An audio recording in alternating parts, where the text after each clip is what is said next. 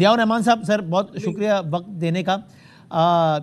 ये ज़रा बताएं ना ज़ियाउर रहमान साहब कि ये जो हालिया बयानबाजी हुई है इसमें आप क्या समझते हैं, कौन ज़्यादा कसूरवार है? यानी कि सोहेल आफरीदी साहब इस तरह की बात कर रहे हैं जिससे, जो कि नॉन स्टार्टर है, जिसके बाद सूबा और वफाक की वर्किंग रिलेशनशिप अच्छी बढ़ नहीं सकती, या वफाक ऐसे बयान दे रहा है जिससे मामला ख़राब हो रहा है? बहुत शुक्रिया वसीम भाई। सर सबसे पहली बात तो ये है, हम एक ऐसे बदकिस्मत सूबे से ताल्लुक रखते हैं हाँ कि जिस बदकिस्मत सूबे के जो असल मसाइल हैं उन मसाइल की तरफ न वफाकी हुकूमत की तवज्जो जा रही है, ना हमारी सूबाई हुकूमत की तवज्जो जा रही है। हाँ मैं आपको कल डेरा इस्माइल खान का, मेरा शहर है और सेटल एरिया है, मैं आपको डेरा इस्माइल खान की मिसाल देता हूं कि वहां पर हमारे लॉ इन्फोर्समेंट एजेंसीज के लोग जो है वो शहीद हुए हैं। तो वो रोजमर्रा के हिसाब से शहादतें हो रही हैं, कोई हमारे लॉ एंड ऑर्डर की तरफ मुतवज्जे नहीं है। आप देखें, आपने कल देखा होगा, तमाम मीडिया पे रिपोर्ट हुआ है कि CNW के एक हेड क्लर्क के घर से जितने अरब रुपए जो है वो बरामद किए गए हैं नैब की जानिब से। करप्शन जो है वो इस सूबे का सबसे बड़ा एक इशू है। आप देखें हम किस तरह की चीजों को सामने रखकर असल मसाइल से इस बदकिस्मत सूबे के असल मसाइल से तवज्जो हटा रहे हैं। आप देखिए, यानी आपके ख्याल में ये तनकीद PTI की सूबाई हुकूमत पे ठीक हो रही है कि इनकी तवज्जो गवर्नेंस के बजाय सिर्फ एक चीज पर है कि अपनी लीडर की रिहाई करनी है बस? ये सिर्फ PTI की तरफ मुतवज्जे क्यों हो वसीम भाई? ये इशू जो है हमारी वफाकी हुकूमत की तरफ मुतवज्जे भी क्यों ना हो, साथ दोनों के, कि अगर पाक फौज जो है वो वजारत दिफा के अंडर है, वो वहां पर जो है वो डिप्लॉयड है, अगर हमारी सूबाई हुकूमत लॉ एंड ऑर्डर की जिम्मेदार है तो फिर दोनों हुकूमतें जिम्मेदार है ना। फिर हमारी लॉ एंड ऑर्डर की तरफ तवज्जो क्यों नहीं जा रही? फिर हमारी करप्शन की तरफ तवज्जो क्यों नहीं जा रही? फिर हमारी गवर्नेंस की तरफ तवज्जो क्यों नहीं जा रही? फिर हम सिर्फ इसमें क्यों स्टक हैं कि जी सोहेल आफरीदी साहब ने ये कहा, फिर उनको आप बताएं ना, चलो सोहेल आफरीदी साहब को छोड़ देते हैं। लॉ एंड ऑर्डर ज़ाहिर है बहुत बड़ा मसला है। वफाक की जो पॉलिसी है इस मुताल्लिक आपके ख्याल में ठीक है? यानी पता तो लगे आपकी पार्टी का इस पर क्या मौक़िफ़ है कि भाई वो कहते हैं हमें ग्रोह से बात नहीं करेंगे, हुकूमत से बात करेंगे। बार बार बात करने की कोशिश की, वो ना माने तो हमें एक कदम आगे जाना पड़ा, फिर हमने स्ट्राइक्स की, लेकिन हम जंग पसंद नहीं है, इसलिए हमने फिर बातचीत का रास्ता अपनाया। बिल आखिर अब जो है वो सीज़ फायर हो गया है और जब तक वहाँ से खिलाफ वर्जी नहीं होगी अब हम भी कुछ इनिशिएट नहीं करेंगे। ये पॉलिसी का खुलासा है वफाक की अफगानिस्तान इशू को लेकर, KPK में लॉ एंड ऑर्डर को लेकर। आपके ख्याल में पॉलिसी ठीक है? वसीम भाई देखें, इससे किसी को भी पाकिस्तानी को इख्तलाफ नहीं हो सकता कि आपने अगर अपने हमसाया ममालिक के साथ आप अगर 1000 दफा जंगे लड़ लें, लेकिन आपको बिल आखिर आपको मुज़ाकरात की मेज पर आना पड़ता है, आपको सीज फायर की तरफ जाना पड़ता है।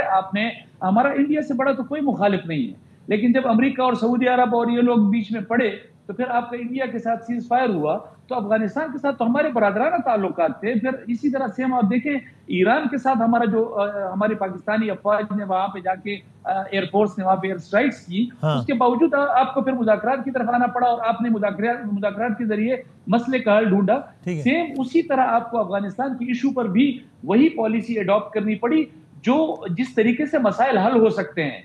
ये अभी जो दुआ मुआहिदा हुआ है आप उसका खैर मकदम करते हैं? जी बिल्कुल, हम उसका खैर मकदम करते हैं। दोनों हुकूमतें जो हैं उनको एक दूसरे के हवाले से तहफ़्फ़ुज़ात हैं और उन तहफ़्फ़ुज़ात को हल करने के लिए दोनों हुकूमतों को संजीदगी के साथ सोचना भी पड़ेगा। और सबसे पहले आपने जंगबंदी तो कर ली, लेकिन अब जबाबंदी भी करनी पड़ेगी।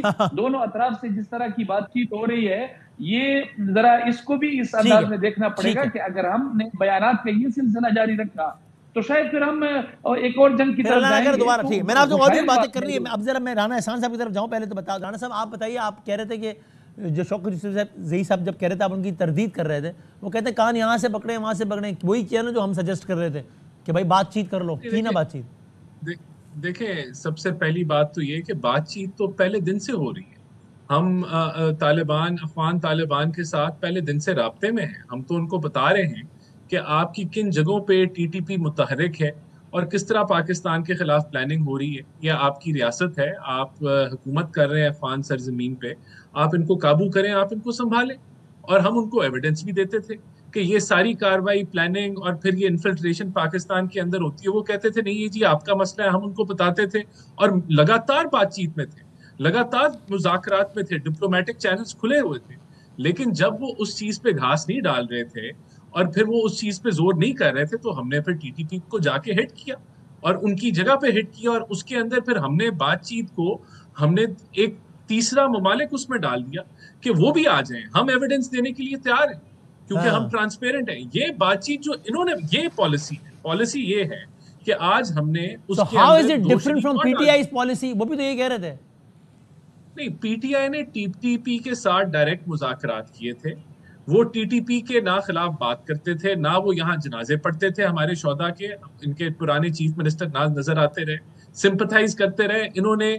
और जो ये जो मुज़ाकरात ये टीटीपी के हवाले से बात करते थे, इन्होंने मुज़ाकरात किए भी दहशतगर्दों के साथ और उनके साथ करके नुकसान पहुंचा, पूरी रियासत को नुकसान की मुतहरिक हो गए।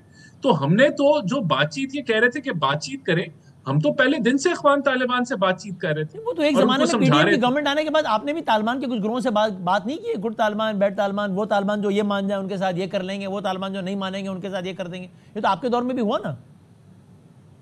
देखिए, बात ये है कि ये गुड तालिबान और बैड तालिबान की बात होती रही, लेकिन हमारा एक बुनियादी मौकफ ये था कि आईने पाकिस्तान की छतरी के तहत और उसकी एम्बेड के अंदर जो भी मुज़ाकरात होने वो होंगे, उससे अलग नहीं होंगे।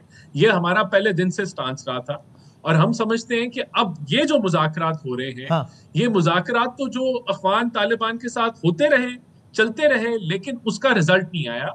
फिर हमने एक्शन लिया और वो भी मजबूर हुए कि उन्होंने फिर सीज फायर की रिक्वेस्ट की, और फिर अब उसके अंदर इंटरनेशनल प्लेयर्स आ रहे हैं जो देखेंगे कि हमारा जो मौकफ है, अब उनको बाइंड करना है उस वादे के ऊपर, उस जो जिसके वो हुक्मरानी कर रहे हैं जिस रियासत के ऊपर, कि दे आर रिस्पॉन्सिबल कि उनकी टेरिटरी में पाकिस्तान के खिलाफ कोई कार्रवाई नहीं होगी, और अगर होगी तो they will be held responsible. तो ये हमने जो किया है, ये एक ब्रेक थ्रू है।